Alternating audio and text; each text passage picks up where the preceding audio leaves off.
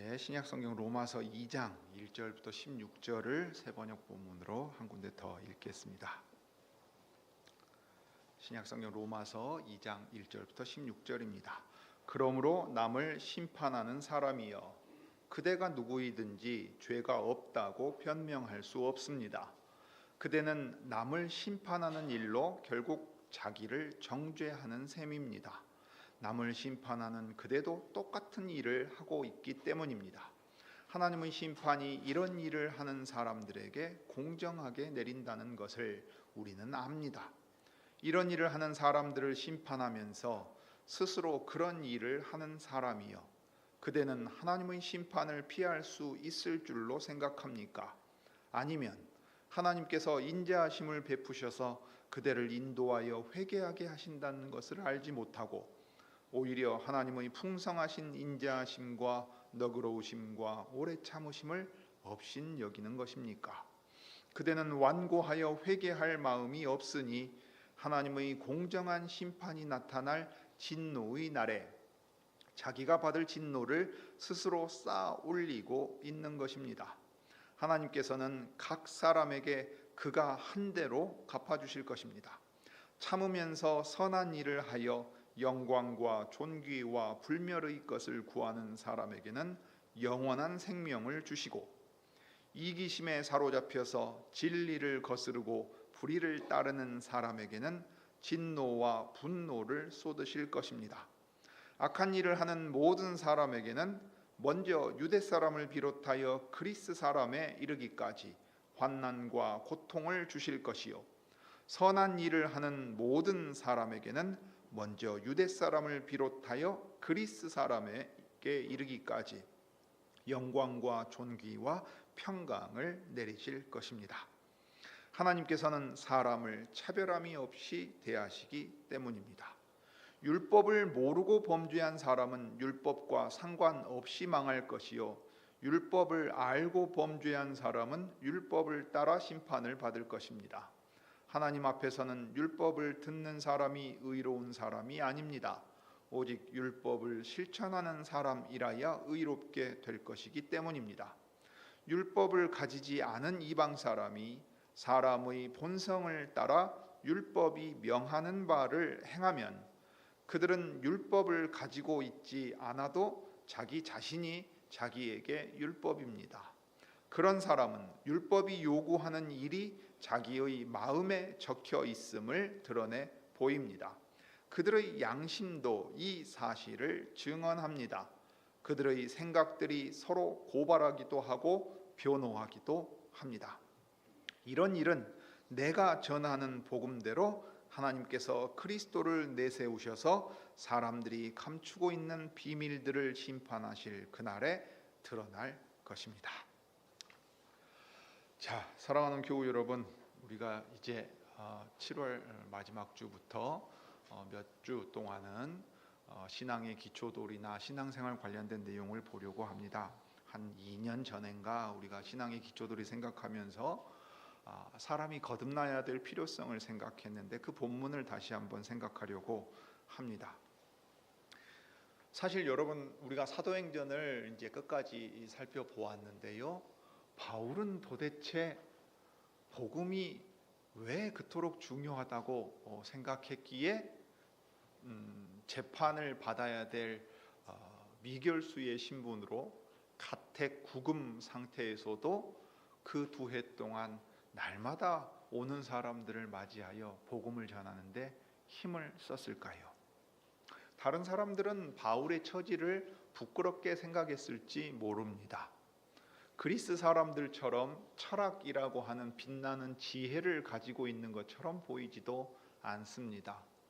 로마 시민권자였지만 그는 재판을 받아 어쩌면 사형 판결을 받을지도 모르는 범죄자와 같은 처지였습니다.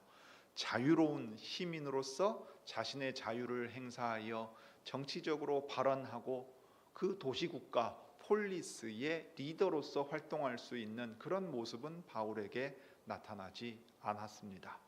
그리스 사람이나 로마 사람들이 볼 때에 바울은 그저 유대 사람으로서 자기의 종교적인 문제로 새로운 주장을 하다가 저기 재판을 받기 위해 저 가택 구금된 상태로 있는 그런 사람일 뿐입니다. 그러니 어떤 이들은 바울이 전한 복음을 받고 예수님을 따라가려고 하다가도 주변의 세계, 자신이 살고 있는 세상의 평가에 민감하게 반응했을 것입니다. 복음을 부끄럽게 생각하는 사람도 나왔을 것입니다. 바울을 부끄럽게 생각했을 뿐만 아니라 복음까지도 부끄럽게 생각하는 사람이 있었겠지요. 그런데 바울은 역설적으로 고린도 교회에서 지금 로마 교회에 편지를 보냈고 로마에 여러 번 가고자 했으나 못 갔습니다. 그러나 주께서 허락하시면 제가 여러분에게 갈 겁니다 하고 갔어요. 간 때가 언제입니까? 사도행전 28장이 보여주듯이 27장에서 28장에서 넘어가면서 보여주듯이 재판을 받기 위해 로마에 드디어 도착하게 됩니다. 그럴 때 바울은 로마에 있는 교인들에게, 신자들, 형제들에게 말한 것처럼 저는 복음을 부끄러워하지 않습니다 라고 소극적으로 말한 정도에 그치지 않습니다. 바울은 제가 전하는 부활하신 예수님의 복음만이 제가 자랑할 수 있는 유일한 것입니다 라고 말해요. 내가 유대인으로서 베냐민 지파에서 태어났거나 그래서 이스라엘 최초의 왕이 우리 지파에서 나왔다 하는 것을 자랑하지 않습니다. 자기가 열심으로는 바리새인 중에 바리새인이라는 것을 자랑하지도 않습니다. 율법 선생 가말리아 문화에서 교육받은 것을 자랑하지 않습니다. 대학 도시 다소의 출신이라는 것을 자랑하지 않습니다. 그는 자신이 맡은 그 복음만을 자랑한다는 이야기로 로마에 있는 형제들에게 편지의 본론을 시작합니다. 그래서 오늘 16절부터 18절 사이에 보면 16, 17절은 우리가 특히 사랑하고 좋아하는 구절이지요. 이 복음은 유대 사람을 비롯하여 그리스 사람에 이르기까지 모든 믿는 사람을 구원하는 하나님의 능력이 되기 때문입니다 라는 말을 하는 바울의 이 로마서의 구절을 우리는 사랑합니다. 바울은 이 복음을 자랑했습니다. 그래서 로마에 그러한 상태로 가서라도 황제 앞에서라도 이 복음을 자랑하려고 했고 자신을 찾아오는 모든 사람들에게 담대히 하나님 나라와 주 예수에 관한 일을 전하고 가르치기를 쉬지 않았습니다. 왜 그러했는가 하면 16장에 들려주듯이 유대 사람과 그리스 사람, 인종으로 구분하자면 모든 사람을 구원하는 하나님의 능력이 되는데 이 구원은 믿는 자에게 임하는 능력으로 나타난다고 지금 바울이 자랑하고 있습니다. 그러면 왜 이 복음이 모든 믿는 사람을 구원하는 하나님의 능력이 됩니까? 사실 지금 바울의 논리는 정말 치밀하고 정교하게 선언하는 내용이 있고 그 선언하는 내용에 이유가 뒤이어서 계속 붙어요. 참 아쉬운 게 한글 번역에는 이 접속사를 번역을 안 합니다. 아마 했다고 치면은 하나님의 능력입니다. 왜냐하면 이렇기 때문입니다. 그것은 이렇기 때문입니다 라고 해서 논리적인 연결고리가 아주 촘촘하게 쭉 이어져 가거든요. 그래서 3장 말미까지 복음이 하나님의 능력이 된다는 사실, 그리고 이 복음이 모두에게 필요하다는 사실을 말하면서 왜 그러한가를 설명하는데 18절 이하에서 많은 내용을 할애합니다. 그러면서 이 복음이 필요한 것은 먼저 율법을 받지 않은 이방 사람에 대하여 말하고, 그 다음에는 이 이방 사람이 처해 있는 상황과 그러면 율법을 가진 유대 사람은 다르냐 할 때 다를 바가 없다 하면서 이제 3장으로 넘어가면 유대인이나 유다 사람이나 이방 사람이나 모두 죄 아래 있다. 그렇기 때문에 이 복음이 필요하다 하는 말로 바울은 특별히 이 3장까지 쭉 이어가고 있습니다.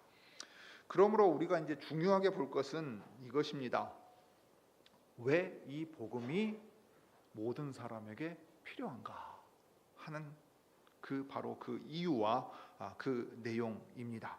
자, 그럴 때 바울은 이 하나님의 의로움이 그리스도 예수를 통해 우리에게 주신 기쁜 소식 속에 나타나기 때문이라고 말합니다.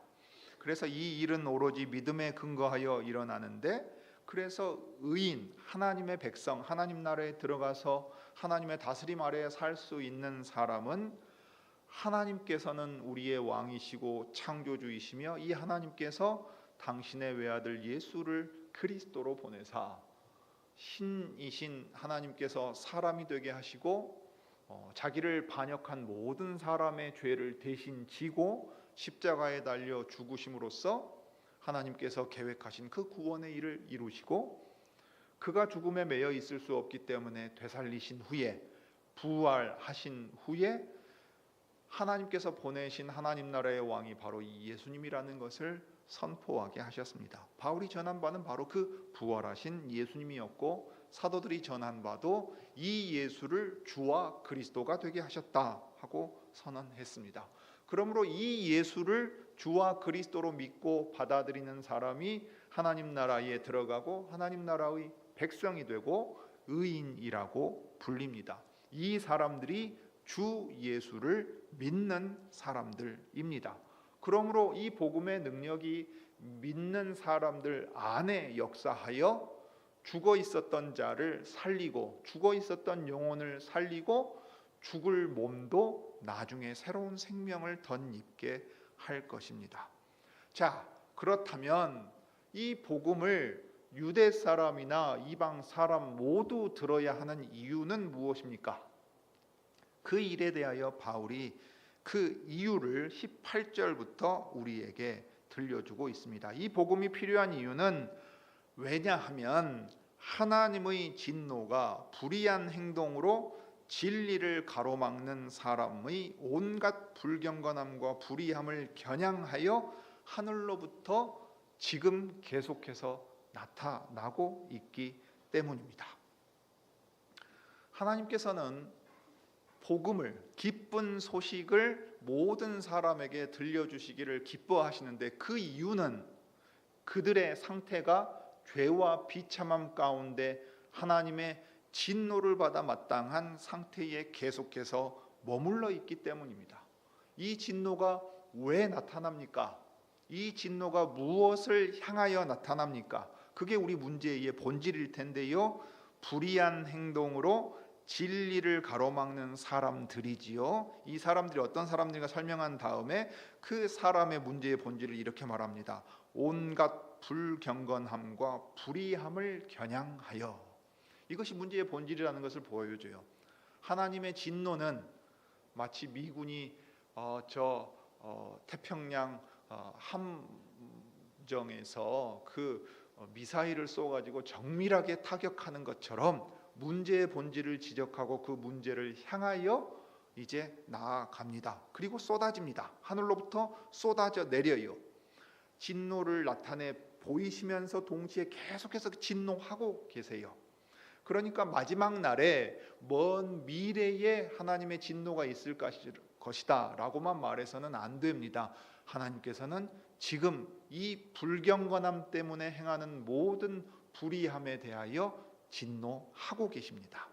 그러므로 하나님의 이 진노에서 피할 자가 누구겠는가라고 우리는 묻지 않을 수가 없고, 도대체 하나님이 진노하시는 그 불경건함으로 말미암은 불의한 것들은 무엇인가 묻지 않을 수 없습니다.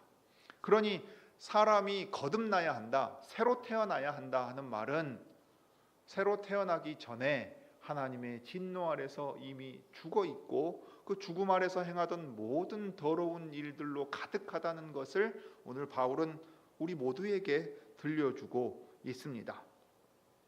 자, 거듭나기 전 모든 사람의 상태는 어떠합니까? 하나님을 두려워하지 않습니다. 이것이 그들의 가장 본질적인 내용입니다. 여기 불경건함이라는 말은요, 두려워하지 않는 거예요.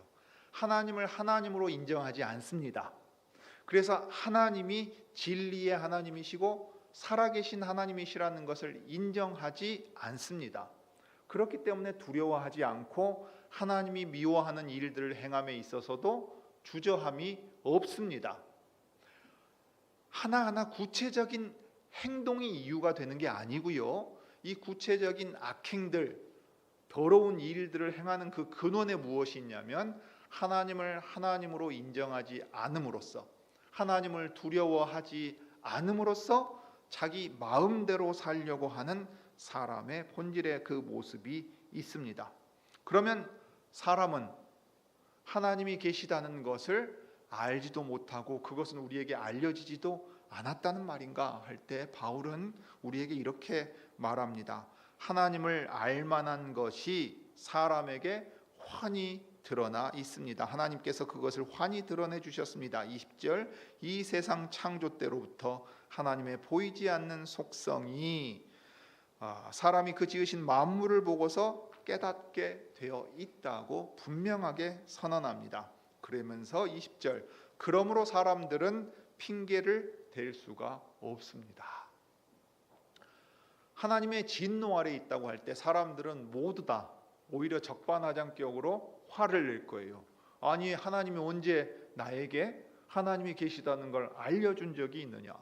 언제 내가 죄인이라는 사실, 내가 도대체 무엇을 잘못했기에 하나님의 진노 아래 있고 그 영원한 멸망으로 들어갈 죄인이라고 말하는 것이냐라고 사람들은 따져 물을 거예요. 그런데 놀랍게도 내가 거짓말을 하지 않았다거나 남을 속이지 않았다거나 내가 평생 성실하게 살았다는 것, 그러니까 악한 행동을 하지 않았다는 것 이전에 근원적으로 하나님께서 사람들이 죄인이라, 모든 사람이 진노 아래 있다 하는 사실을 선언하실 때는 하나님을 하나님으로 인정하지 않는 것이 가장 본질적인 죄라고 말씀하고 계십니다. 그러니까 내가 언제 하나님이 진노하실 만한 죄를 지었단 말인가 라고 물을 때 그는 이미 하나님을 하나님으로 인정하지 않습니다. 하나님은 정의롭지 않다고 판단하고 있었고 하나님이 자신을 설득해야 된다고 주장하고 있습니다.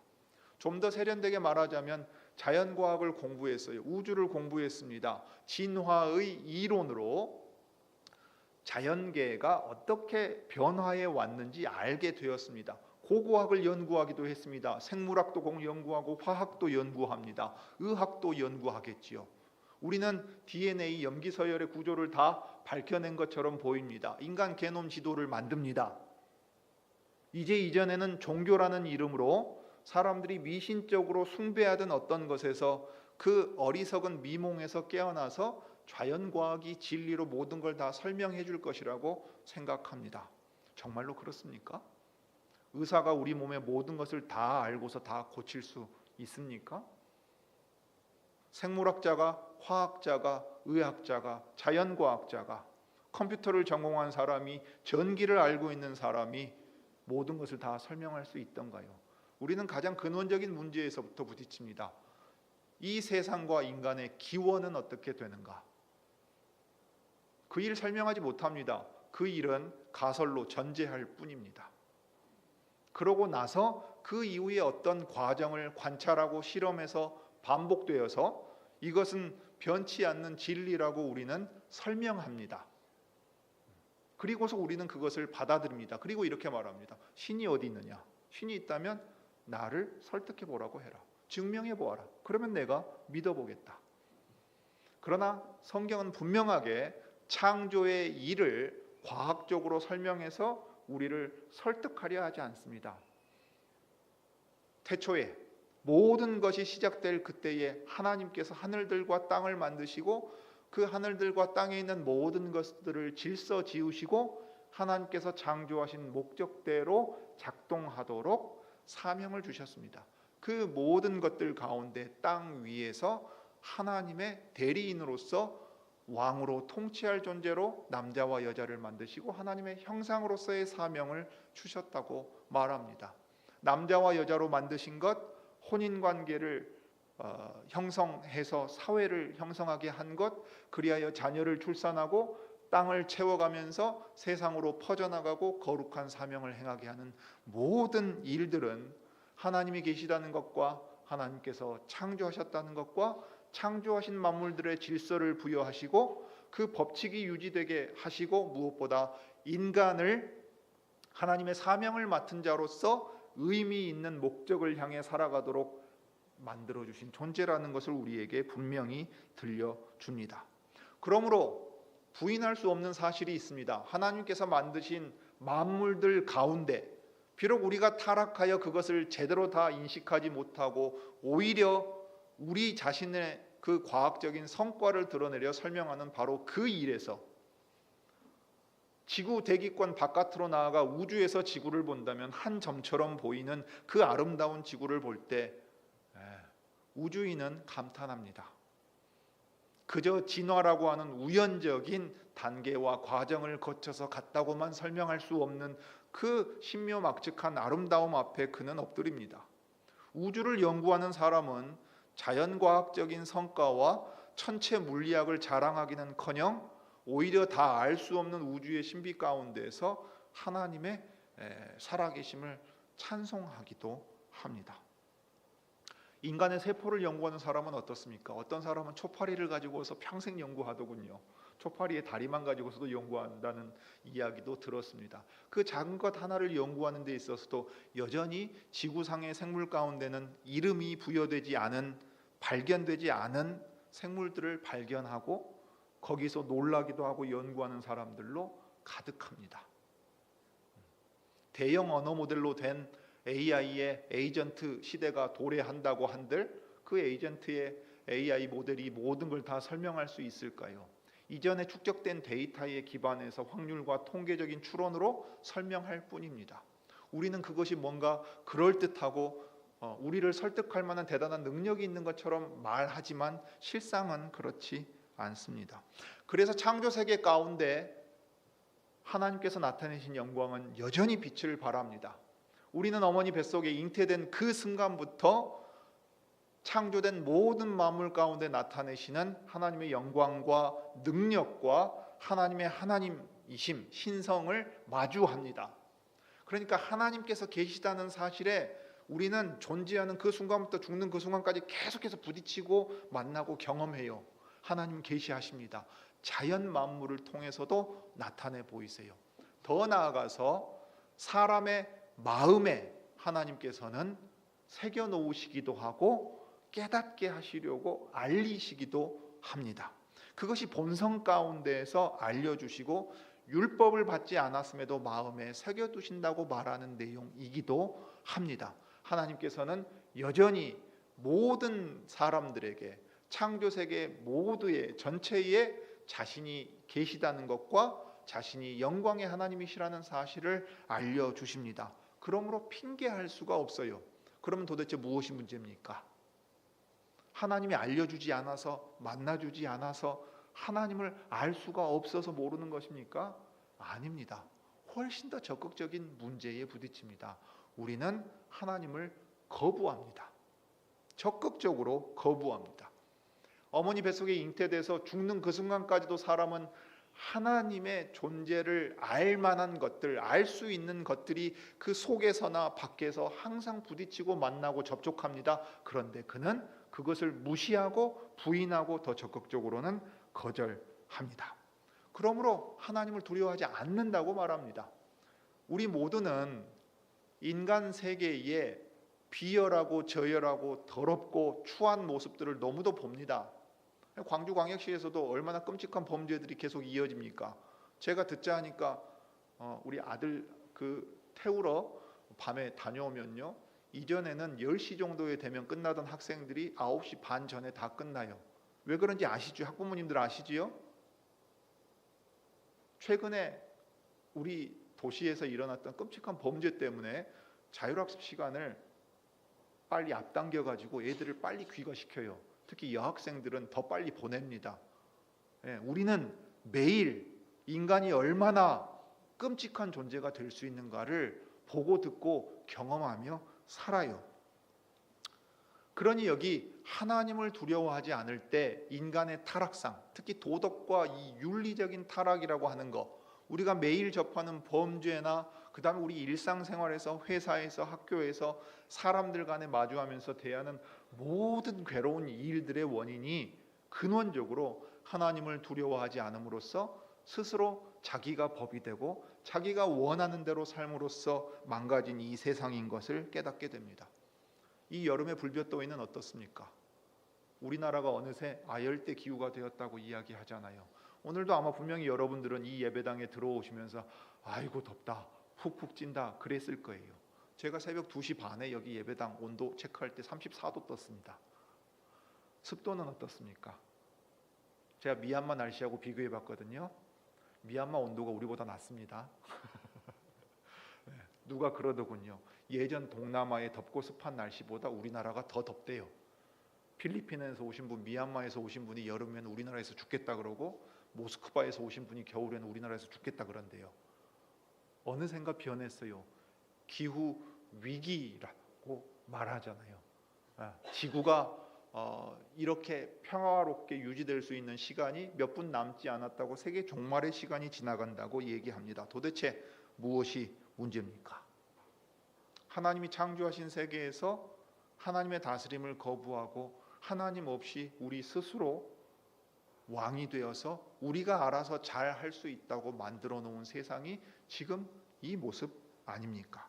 그러니 하나님께서는 진노하실 수밖에 없습니다. 도리어 우리가 망가뜨린 이 세상이 완전히 어그러지지 않도록 붙들고 계십니다. 그 가운데 하나님의 진노 아래 있는 사람들 중에 어떤 사람들이라도 하나님께로 돌아올 수 있도록 그들 가운데 내버려 두시면서도 복음으로 부르고 계십니다. 그러니 실은 신이 계시다면 왜 세상을 이대로 두시느냐라고 원망하고 조롱하고 불평한 인간들의 말은 자기 자신에게 돌아가야 합니다. 도리어 우리의 모습대로라면 세상은 멸망해도 진작 멸망했어야 할 것인데 하나님이 이 세상을 사랑하사 아직 붙들고 계시고 포기하지 않으셨다는 사실에서 소망을 가져야 합니다. 사람들은 어떤 상태에 있습니까? 하나님을 하나님 아닌 것으로 바꿉니다. 신이 없다고 말한 순간 사람은 신의 자리에 다른 것으로 대체합니다. 내가 나의 주인이라고 말하지만 나는 다른 어떤 권위에 의존하려고 하는 경향이 너무도 큽니다. 내가 모든 것을 다 행할 수 없다는 사실을 감추려고 하면서도 동시에 나를 대신해서 누군가가 다 해주기를 바라는 그런 마음을 가지고 살아갑니다. 옛적에는 물고기 모양의 신을 섬기기도 했습니다. 풍우, 바람과 그 벼락을 치는 신을 통해서 농사를 짓고 또 풍작을 기대할 수 있을 것이라고 생각했습니다. 다산의 여신을 섬기기도 합니다. 그러니까 우리에게 유익이 된다고 생각하는 모든 것을 신으로 만들고 그 신의 이름을 우리가 부르면 우리가 원하는 대로 가져다 준다고 생각한단 말이에요. 수능 직전이 되면 우리 모두 무언가에게 기도합니다. 기도하는 대상이 누군지는 상관없어요. 우리가 열심히 하고 열심히 한 만큼 내 자녀들이 좋은 성적을 거두면 된다고 생각해요. 조상의 묘자리를 쓰는 것부터 한번 생각해 보십시오. 온갖 것들이 다 나름의 이유와 설명을 가지고서 행하고 있지만 알고 보면 정말로 그러한가 따져 물을 때 우리는 그렇지 않다는 것을 알 수밖에 없어요. 하나님께서 사람의 이 어리석음 가운데 그대로 내버려 두셨기 때문에 하나님을 하나님 아닌 다른 것으로 바꾸고 섬기게 하셨습니다. 우리는 오늘날 그것을 아마도 만몬이라고 하는 신, 돈이 있으면 힘이 있으면 모든 걸 다 할 수 있다고 생각할지 모릅니다. 이전처럼 예전에 오래전 사람들처럼 저렇게 미개하게 무슨 우상을 만들어서 섬기는 일은 안 한다고 생각할 거예요. 그러나 우리는 세련되게 현대식 우상을 만들어서 그것을 섬깁니다. 과학 문명과 발달된 어떤 정신, 우리 자신의 합리성, 우리 사회의 정치 체계나 발달된 어떤 것들, 다른 어떤 것들을 다 섬기면서 우상을 섬겨요. 그뿐만 아니라 깨닫지 못하고 스스로 마음이 어두워져 갑니다. 하나님께서는 그렇게 내버려 두십니다. 그래서 사람이 어느 지경까지 떨어질 수 있는지 우리는 매일 방송과 뉴스와 신문과 경험을 통해서 보고 듣고 깨닫습니다. 그래서 24절에 보면 하나님께서는 사람들이 마음의 욕정대로 하도록 더러움에 그대로 내버려 두십니다. 그러니 그 타락상의 가장 노골적이고 가장 직접적이고 감각적인 형태로 나타나는 게 무엇입니까? 인간의 성의 타락입니다. 우리는 자유와 방종의 차이를 구별할 수 없을 만큼에 이르렀습니다. 그러니까 바울이 지금 하는 말, 하나님의 진리를 거짓 것으로 바꾸고 창조주 대신 피조물을 숭배하고 섬길 뿐만 아니라 하나님께서 창조하신 세계의 법칙과 질서와 의도를 따라 행하지 않음으로써 스스로 욕되게 만드는 일들을 행합니다. 남성과 여성으로서 성적 기관과 생식기를 가지고 태어난다 그럴 때에 그것은 창조된 목적이 있고 구별된 목적이 있었습니다. 그러나 그것이 사라져 버렸죠. 하나님을 두려워하지 않고 우리 스스로 우리가 원하는 모든 것을 할 수 있다고 치면 어떻게 됩니까? 물론 타락한 결과 성적 지향의 문제도 육체적인 성과 그 자신이 사회적인 성을 인식하는데 괴리가 생기게 되겠죠. 타락의 결과이기도 할 것입니다. 함께 고통당하는 피조물의 문제이기도 할 것이에요. 그러나 그와 동시에 우리는 우리의 육체적인 정욕을 하나님을 떠났을 때 자신의 성적인 정체성이든 인간으로서의 정체성이든 제대로 발견하지 못하고 내가 원하는 대로 나를 규정하면서 살아갑니다. 그리고 우리는 그럴 권리가 있고 그럴 자유가 있고 그러니 다른 사람의 정체성을 남이 규정하지 말라고 말합니다. 그러나 창조하실 때에 내신 질서가 있고 법칙이 있다면 그것이 하나님의 뜻이라고 바울은 분명히 들려줍니다. 로마야말로 그것을 무시하고 자기의 법과 제도와 권력과 평화를 자랑했지만 그 속에는 이미 썩어 문드러져 있는 것이 명확했기 때문입니다. 고대에도 그러했고 근현대에도 그러하고 오늘 우리 시대에도 그러합니다. 그래서 대표적인 예로 동성 간의 성적인 행위를 말합니다. 어떤 사람들은 오늘날 현대적인 의미의 동성애적 성향과 동성애 행위를 구분하고 그 다음에 고대에는 이것이 권력관계 속에서 착취의 문제였기 때문에 현대적인 의미의 동성애가 아니라고 말해요. 성경 번역 잘못했다고 말해요. 천만의 말씀입니다. 구약시대에서부터 일관되게 하나님께서 창조하신 질서를 따라 행하는 일에 있어서 특별히 이 성의 문제는 윤리적이고 사회제도의 근간을 흔드는 타락의 문제로 봅니다. 다른 모든 범죄들이 있어요.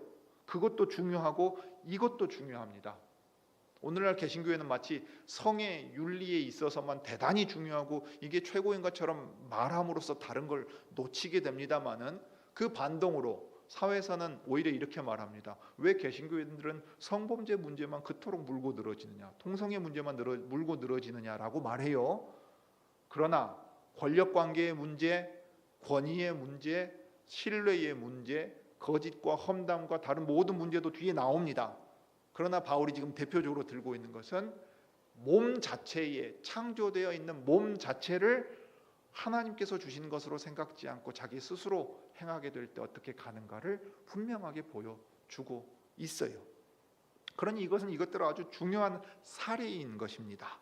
그것을 하나님께서 내신 뜻을 우리는 무시해서는 안 돼요. 이것은 참으로 부끄러운 일이라고 하나님께서 내신 질서와 자연의 법칙을 어기면서 거슬러 행하는 일이라고 말합니다. 그와 동시에 불의한 모든 일들의 예가 28절, 29절, 30절, 31절에 이어져 갑니다. 사람들이 하나님을 인정하기 싫어하므로 하나님께서는 사람들을 타락한 마음자리에 내버려 두셨다고 했어요.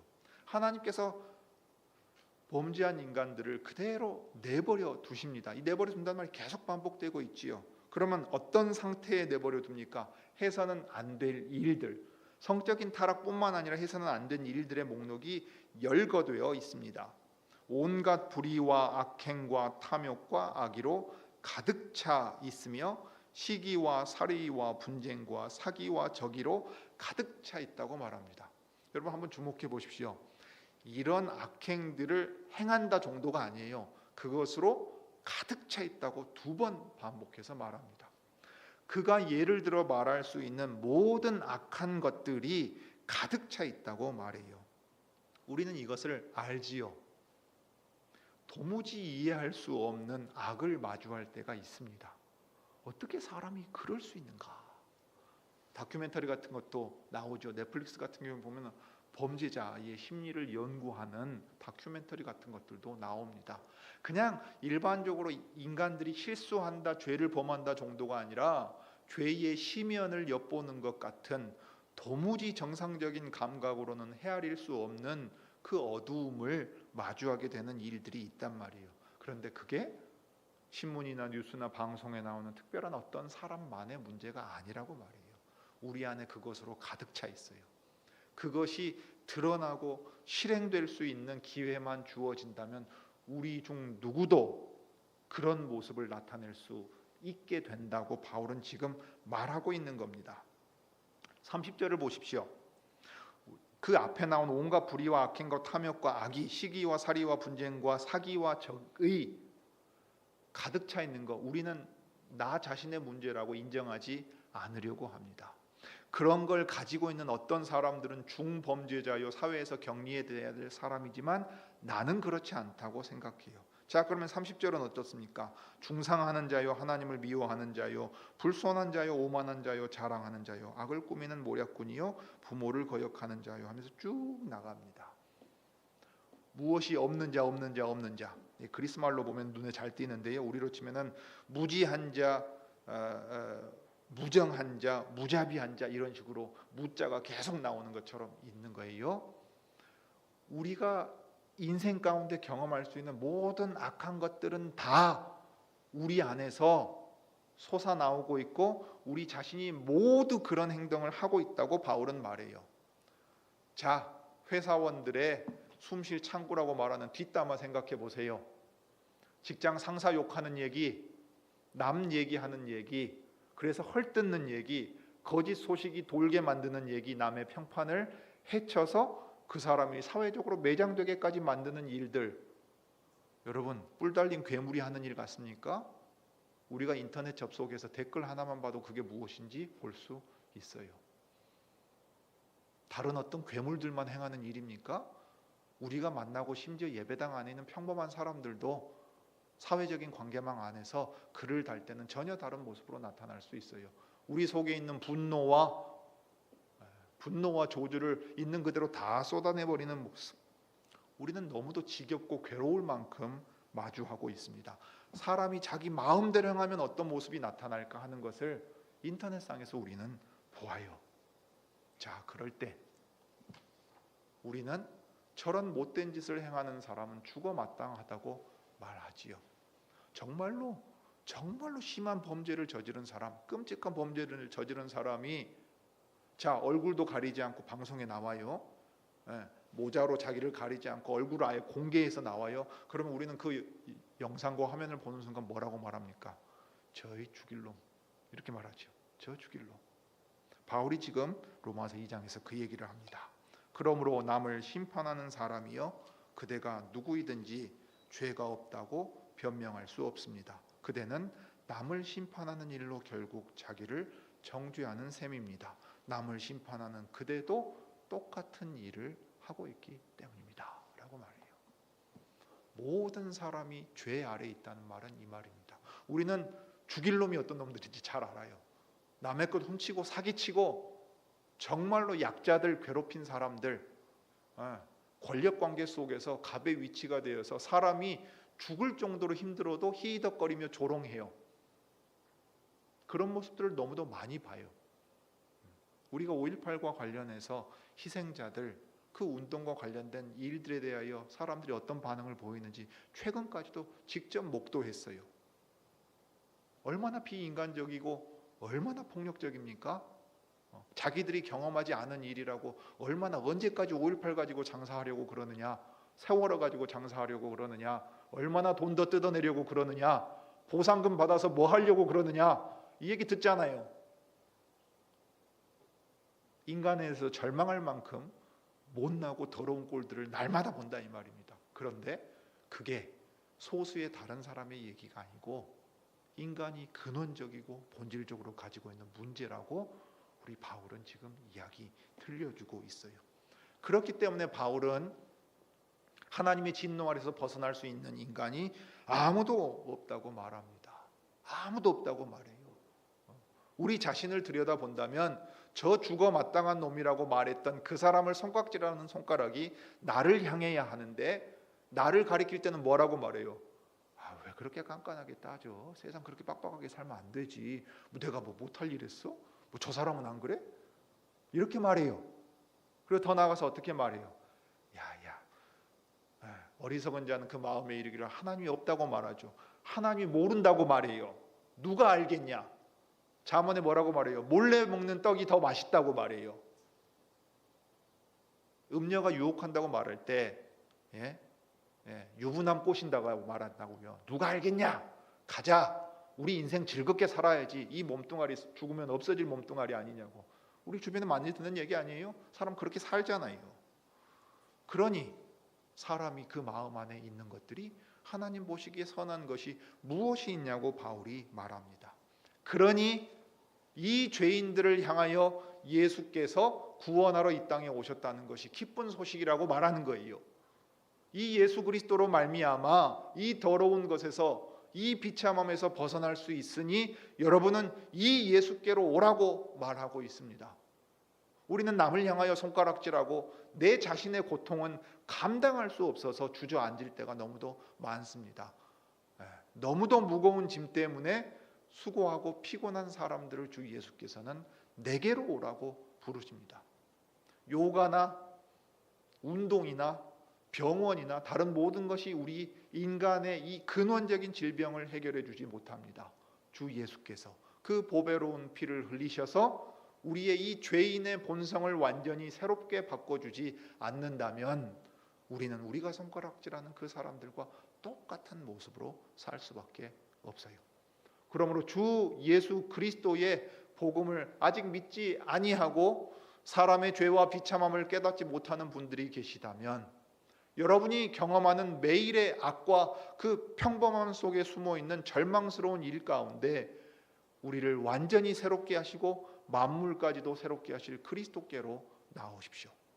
여러분이 만일 이 예수를 믿고 이 복음을 믿고 신자로 살아가고 있다면 이 복음에 비추어서 날마다 우리의 더러운 것들을 돌아보실 수 있기를 바랍니다. 우리는 그 누구도 다른 사람을 손가락질할 수 없어요.